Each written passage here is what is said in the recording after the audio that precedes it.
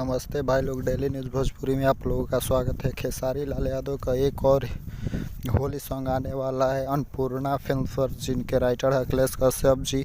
और इस गाने को गाए हैं खेसारी लाल यादव और अंतरा सिंह प्रियंका ने, जिसका पोस्टर लॉन्च हो चुका है। और ये गाना का टीजर आज शाम 4 बजे आने वाला है।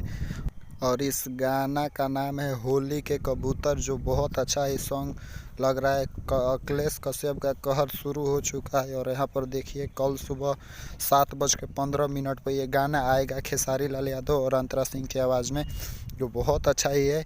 और अखिलेश कश्यप ने ये पोस्टर लॉन्च किया है। बहुत अच्छा गाना है। अन्नपूर्णा फिल्म से कल आने वाला है।